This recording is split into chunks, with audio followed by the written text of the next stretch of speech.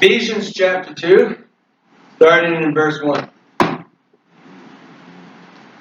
As for you, you were dead in your transgressions and sins, in which you used to live. Well, there you go. That's a great way to start a sermon, don't you think? You were dead. As for you, that's all you, all y'all. That's how they say it in the South. Y'all is one person, all y'all is everybody. Okay. All y'all, you were dead in your transgressions and your sins, in which you used to live.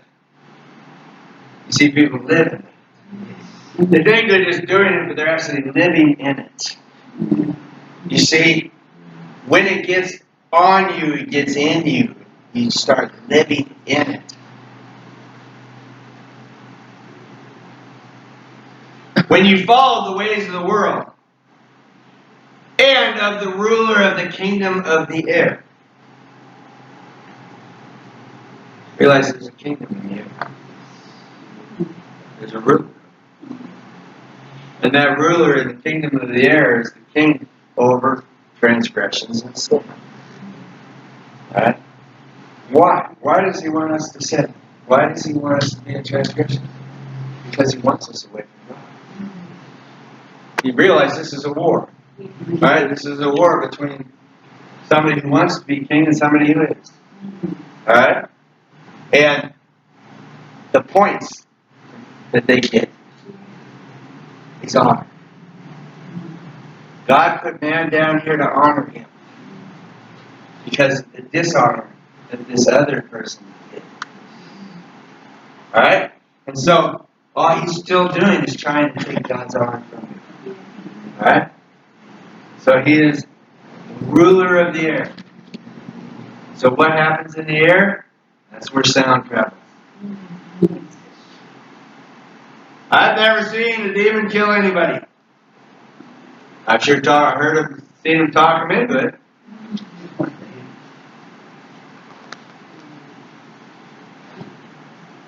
The Spirit who is now at work in those who are disobedient. So there's a spirit. You see, this guy is a spirit. He is at work in those who are disobedient. Alright? Same way God is at work in those who are obedient. Right?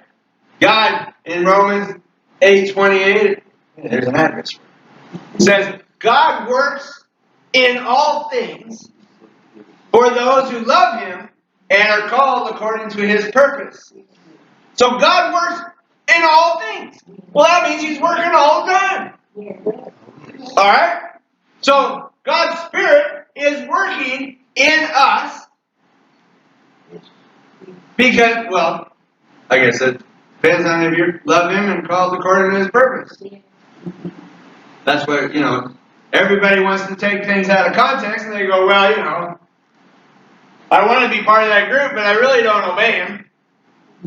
And if I really don't obey Him, I really don't love Him.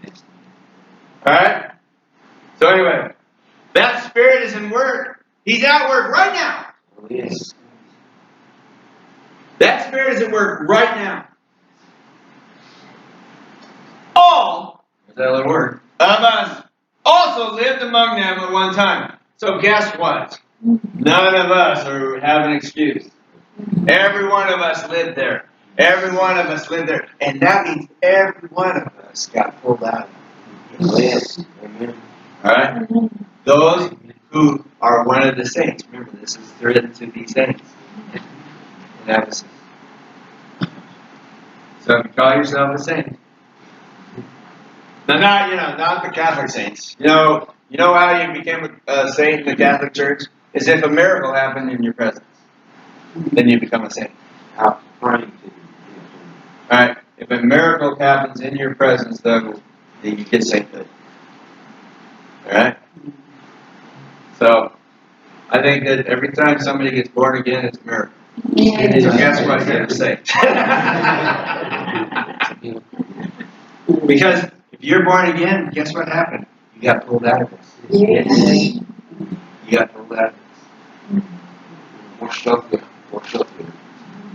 I'll have to show you that there's a statue that I really want. Right? It's a statue of this guy coming up, being born again. And from here up, he's crystal clear. And from here down, he's brown, and it's just flooding off him like mud. It's flooding him, and he's being transformed. Where all that's going off, he's coming up completely crystal clear. All right? It's an awesome statue for him. All right? One day I'll be able to afford it, and I'll put it right up here. So you got to be all white. Clean. He was completely clean. You can't show the mud. Once he's born again, you don't feel. He's clean, yeah. But there's one with the mud, you say. No, half of him was mud. He was being born again at You that can't time. have that statue. It's coming out. He's coming out of it. I'll show you the picture. Being washed But clean. anyway. That's just being Being shown. washed clean. Yeah. But, Sorry, the air conditioner's cold on me. I'm just go turn it off if you want. Just turn it off. Yeah, I mean, we're good. Turn off Is your the fan or the It's fine. just cold on my back. fan? Also. Well, that fan is there for me. Thank you, Brad.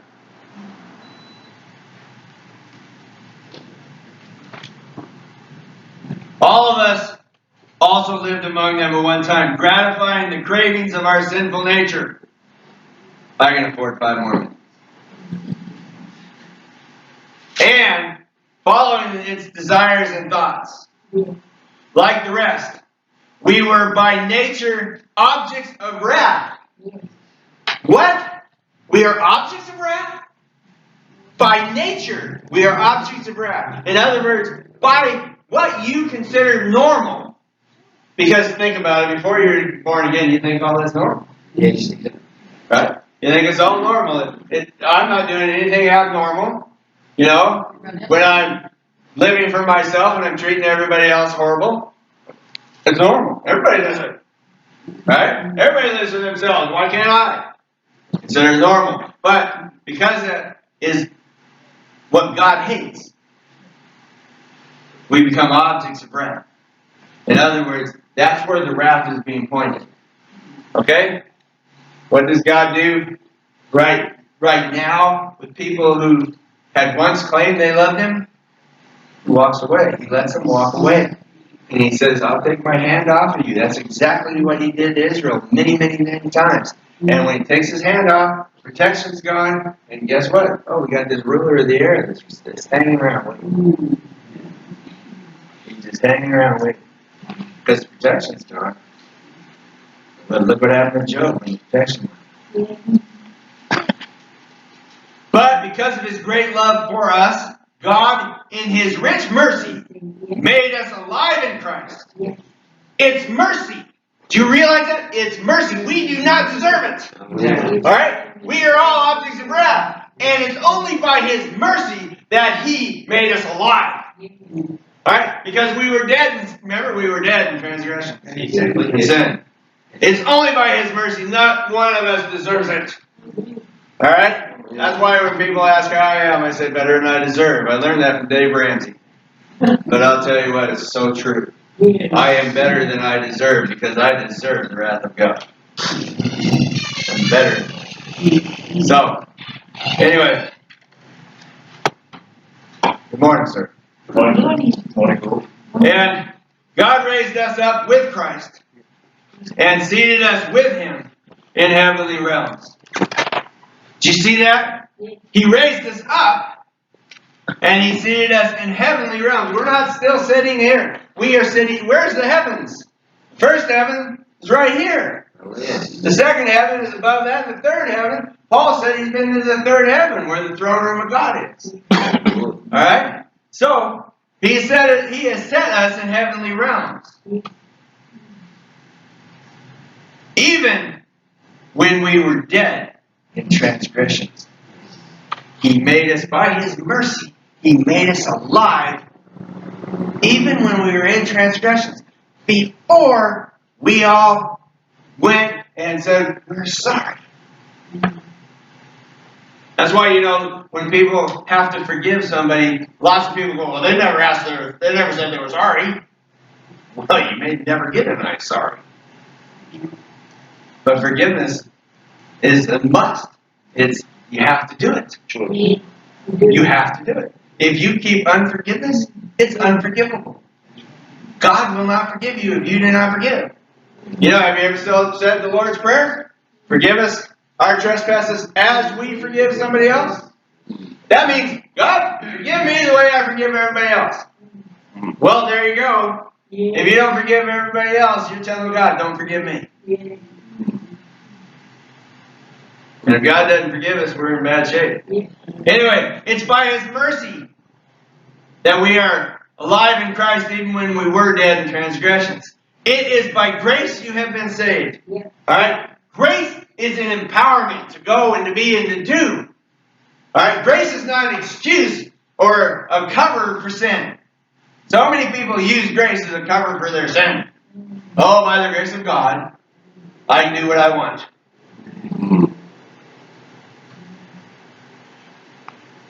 It is by grace you've been saved. And God raised us up with Christ. Okay, I read that. And seated us in heavenly realms. In order that in the coming ages, see, when Jesus said it's going to be the end of the age, there's going to be more ages. Alright? There's going to be an end of the age, and that's true. There will never be an end of the world. God will never abandon His creation. Read the end of Revelations. Oh, everybody likes the 666 and the beast and all that, but they don't want to read the end of it. Do you realize that the Battle of Armageddon was never fought? It ended in a word. Jesus' word came out of His mouth and it was over. But people don't read it. They don't read the Bible. All these armies show up at the Battle of Armageddon, and then Jesus says, the word came out of His mouth and it was done. See, they like their little story, but they don't understand the end. The end is the New Jerusalem comes down from heaven to earth, and we live on earth forever. This earth is not anywhere. God created it. He's not going to abandon it.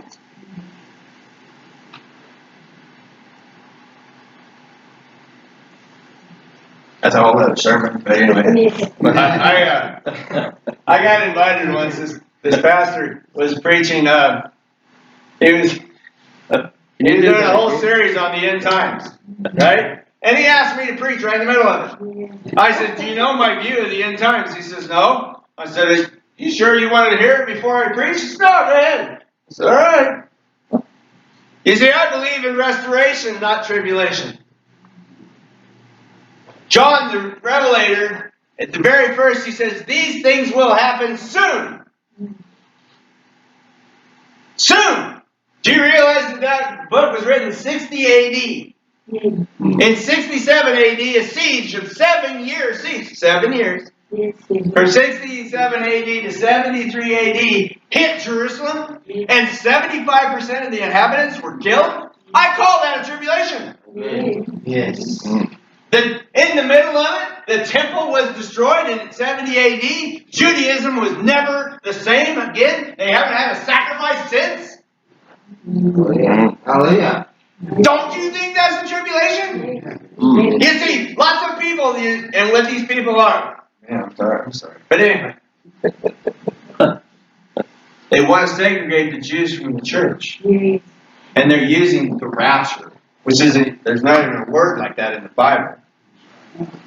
A fellow by the name of John Darby decided he wanted to separate the Jews from the church, and the only thing he could find to do it was the rapture, the catching away. But he doesn't really read it. He said Jesus was coming down, and we will meet Him in the air. It doesn't say we're going to heaven. Where's Jesus coming? Where is He going? He's coming down. He's coming down to earth. This is going to be a short ride, folks.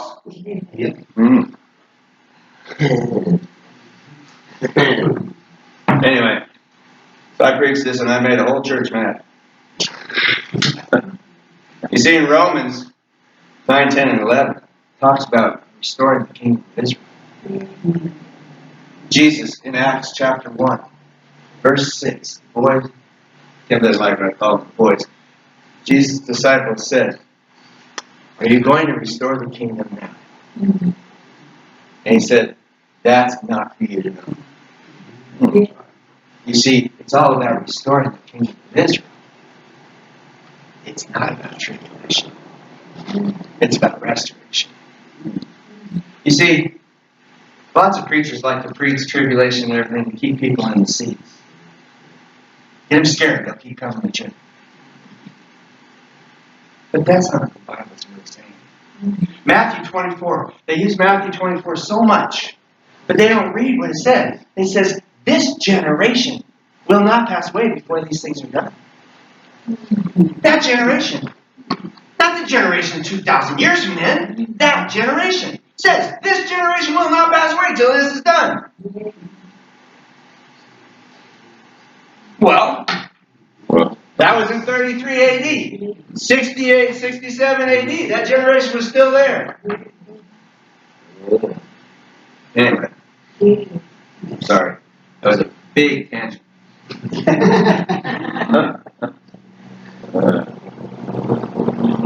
It was by grace you have been saved through faith. You see, you can't please God without faith. You can't please God without faith. And we've talked about what faith is. Faith is actually your truth. What do you consider true? That's what you have faith in. Alright? Hey, you know what? I also made another couple of guys mad about this. You know, I watch these youths going out into the outback with 5 spare tires, 20 jerry cans, all the recovery gear for everything. They don't need nobody. Right? They don't need it. But it's a spirit of independence. Oh no, it's a spirit of adventure. No, it's a spirit of independence. You don't need anybody else. They had a commercial on TV. He's bogged down in the mud, right? He's standing outside his ute, and this other ute pulls up and he says, "You stuck?" And he says, "No, I'm parked."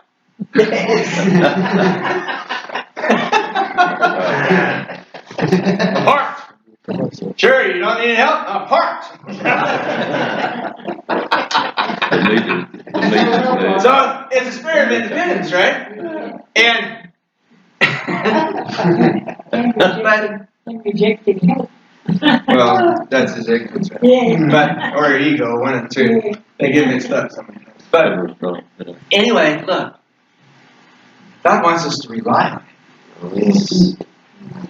You can't please God unless He's your truth. Your truth is, those guys, their truth is that their vehicle won't break down. Their truth is that all the recovery gear in the world is going to save them. That's what they have faith in. I mean, I'm looking at people in America. You don't drive but 5 minutes to the next town, and that's a long drive, right? To drive 30 minutes to 45 minutes between towns, you got to really depend on your vehicle.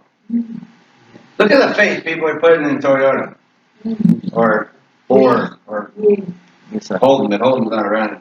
But look at the faith people put in. You see, but Jesus said, if you put your faith in the unseen, that's greater than somebody who put the faith in the unseen. You see? So, he says, you're saved by grace through faith.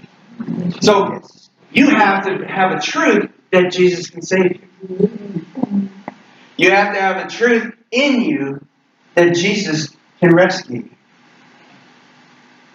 And that's how you please God, by you saying, I know you'll rescue me. I know you'll save me. That's how you please God. Anyway. You did not do this from yourself. It is a gift of God. Remember, Jesus said, nobody comes to my Father nobody comes to me except my Father draws them. Yes. Right? Nobody just decides, I think I'll follow Jesus. Nobody! I mean, come on, you look at it. Look at the world around us. Right? The world around us isn't going, I think I'll follow Jesus today. Right? Something sparks inside of them that says, you need Jesus. Yeah. I mean, it sparked inside of each and every one of you. Right? It said, you need Jesus. Right? It sure was. So, anyway. I don't think I'm going to get through this. There's just so much here. There is. I mean, it's just fun reading the Bible. Because it's so much here. Remember, John said if everything Jesus did was written down, there's not enough volumes in the world. And John was only hung around him for 3.5 years. That's a lot! Anyway. Alright. No, I'm not sorry. This is fun. I hope you're having fun. Alright, so, through faith, it's not by yourself. You can't save yourself. I don't care how many snatch straps or recovery gear you have, or how many spare tires or jerry cans you have, you cannot save yourself. No. Alright? It is a gift of God. And you know what? Some people, some people go, well, I'm predestined to be here. Because, it says in there, Paul said, we are predestined to be here. Well, does that mean that there are some people that are predestined to go to hell? Have you ever heard anybody say, I'm predestined to go to hell? I don't even bother with this. I'm predestined to go to hell. It's like, no, of course I don't. This gift of God was for everybody. When Jesus died on that cross, it was for everybody. Yes. Alright, that gift was given. That's why Christmas is such an awesome time. Because the greatest gift could ever be given was given to all mankind. It said in there, to all mankind. A-L-L, we're back to that again. Right? All mankind. So it's a gift from God to everybody. So, somebody comes up and says, I'm predestined to go to heaven. Who's not?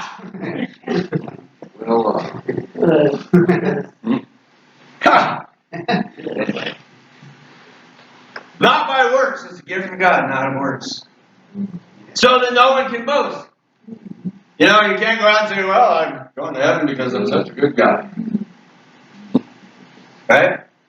Going to heaven because I'm such a good guy. I remember, there was a guy that had all these foster kids. I told you about him, and he died. And one of his foster kids said, you think he went to heaven? And I said, no. Well, he was a good guy. He hated Christians. He hated Jesus. He raised a lot of foster kids. He gave a lot of foster kids food and shelter. He didn't give God.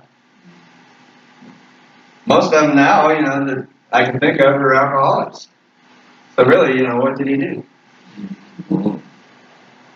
But you see, it's a gift from God, and it says here that you can't get there by works. And then it says, for we are God's workmanship. Well, God made us. Right? God made us. He created us in Christ Jesus. He created us in Christ Jesus. That means when you're born again, you're a new creation. You're a new creation in Christ Jesus. Right? You can't be a Christian unless you're in Christ. Oh, and you can't be a Christian unless Christ is in you. But then it says, oh, He created Christ Jesus to do good works. What? I gotta go to work. I gotta go to work. What are you talking about? Because you can hear people. When you say we've got to go do the work of God. Works. I thought you were already saved. Nobody's trying to work themselves into heaven. I thought you were already saved. Right? These people. Why don't they just read the next line? Which God, these good works, God prepared in advance for us to do. You see, God created us to do work. I mean, look at Adam. He raised Adam up out of the dust. What did he do? He gave him a job. He says, here's your job, Adam. Take care of this garden. Make sure the weeds don't get too high in here. Right? Oh, and by the way, I've got all these animals to name.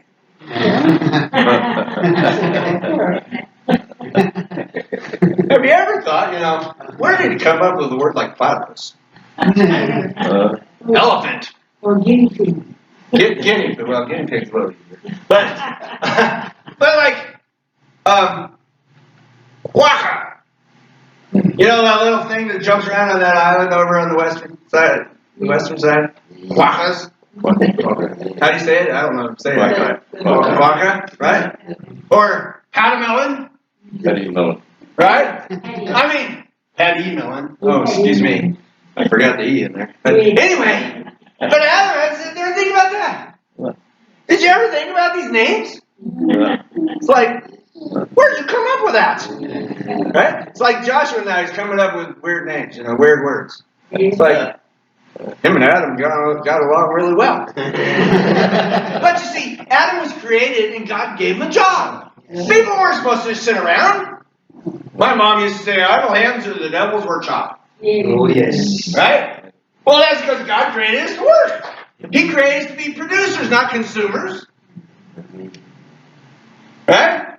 Look at people who are producers and how happy they are versus people who are consumers and how unhappy they are. Because you're fulfilling your purpose, an inborn purpose that God put in us to produce. I mean, come on. It's just biblical. I mean, Paul said if you don't work, you don't eat. I don't think Paul was a socialist. I don't think Jesus was a socialist. I mean, here's Jesus, okay? Here, you want to hear how socialist Jesus was? He gave 5 minas to one guy, 3 minas to another, and 1 mina to another guy, right? And the guy with 5 made 5 more, and the guy with 3 made 3 more, and the guy with 1 didn't do anything, right? So what did he do? He took the 1 from the guy who had just 1 and gave it to the guy who had 5. That does not sound like socialism. It sounds like you get rewarded for doing work. That's the kingdom of God. All right? Anyway, there's my politics for today. But God created you to work. He created you to do His work, not your own. We're back to that. Can you afford the hour? When God says, I need you to do this. Give me an hour. Give me 2 hours. I'm going to go to a movie. You know? Give me 3 more hours of sleep this morning. Okay?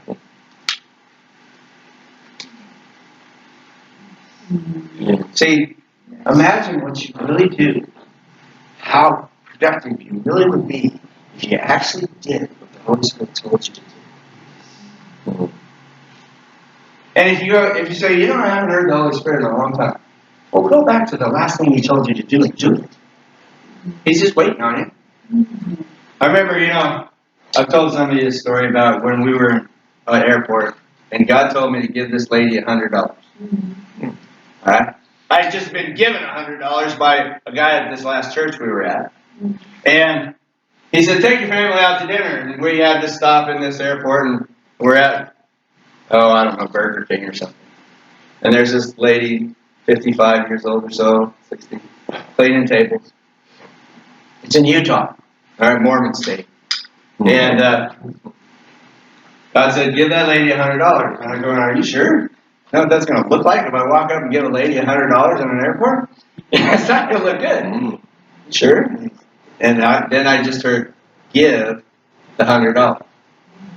And I questioned him again. I said, it's not going to look good, God. Are you sure? He said, give. It got shorter and shorter and shorter. There was no more words after the third. And I looked at Kim and I said, Kim, we're supposed to give this $100 to this lady. She goes, won't she feel embarrassed? I said, you give it to her. I can't go over there and give her $100. All right? So Kim went over and gave her the $100. And she said they were going to turn her gas off or something. She didn't have the money. And she had picked up a tract. Luckily, it was from a Christian group, not the Mormons. And she said, and she had kept it rather than throw it away. And Kim says, I think God's talking to you today. But you see what happens? God uses it. And I told this story to my friend when I got back to Kansas City. We'd have coffee every Tuesday night till about 2 in the morning and talk about God. And he's going, dang! I says, what? He said, God told me to give you $100 before you left.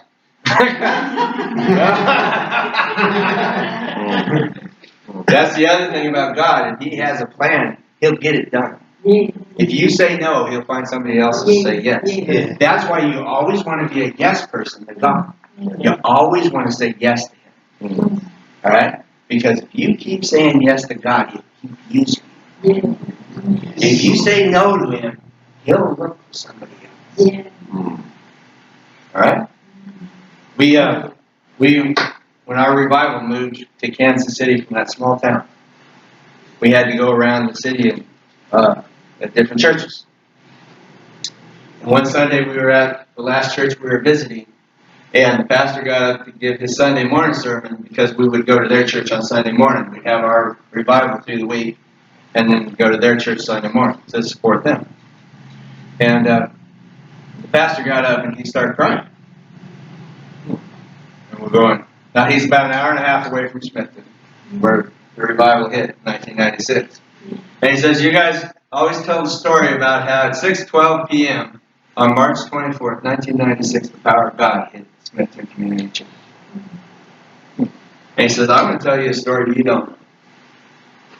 He said on March 24th, 1996, at 10 a.m., the power of God hit this church. And my elder stood up and said,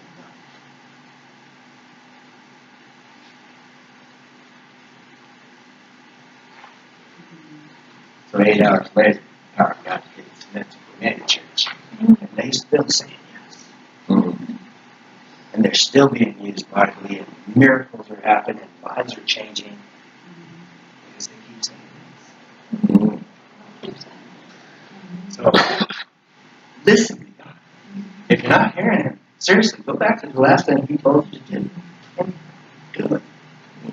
And guess what? You'll open the communications up again. And He'll start using it again. That's what you want. That's what we want. We want to be used. We want to be producers. You see, He's asking us to work in His kingdom. Remember when Jesus said, take my yoke, it's easy. Right? And my burden is light. It's still a yoke. Alright? If you show a yoke to an oxen, you know what a yoke is? You show a yoke to an oxen, you know what the oxen is thinking? I'm going to work. That's what he's thinking. Right? Jesus says, take my yoke. In other words, you're still going to work. It sounds like a good yoke. That's right. But seriously, Good yoke. there's still a yoke. He wants you to work in His kingdom. He wants you to produce in His kingdom. And that's what we have to be. We have to be producers. If you want to be in His kingdom. This kingdom's not for people who don't work. You know how I know that? In John chapter 15, Jesus said, I am the vine and my Father's the gardener. And my Father cuts off any branch that does not produce fruit. And throws it in the fire. That's in the vine. That's in the vine. That's not the ones that are just growing wild. Those are the ones that are attached to Jesus. Alright? And He says, and those that do produce fruit will be pruned, so they can produce more. So, if you're feeling the pressure of the pruning thing, make sure you're producing fruit rather than doing nothing. Anyway, seriously, God created us to work. He wants you to work for Him. Alright? He wants you to work. He has a lot to do. He has a kingdom. I'm not going to read these rest of this, but because this is enough. This is enough. Okay? You were saved by grace. Grace is an empowerment to go be and do. Alright?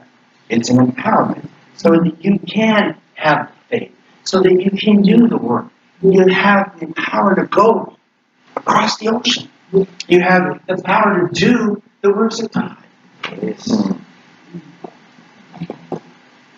But you see, He wants you to be something first. Yes. He wants you to be like Jesus. So, we don't want to use this grace in vain, because that's the ones that get cut off.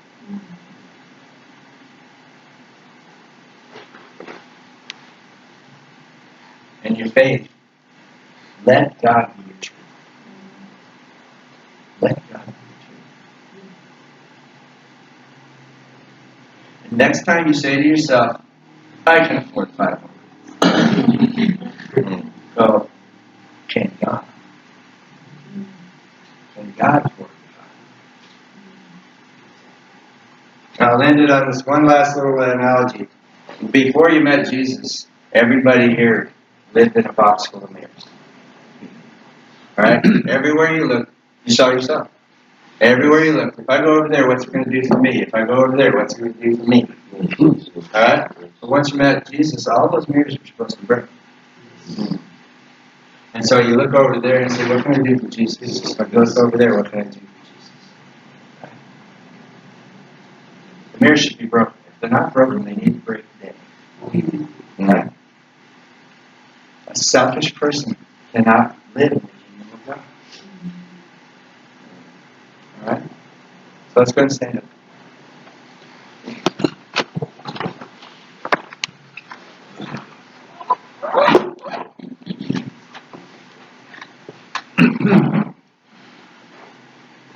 Last night when I was putting this together, I was wondering if I should even write notes. And I thought, well, I'll just write notes. And then I was praying afterwards, I took the dogs out and the stars. I'm going, well, God, you say what you want to say. None of this was on my notes. But God said what I wanted to say.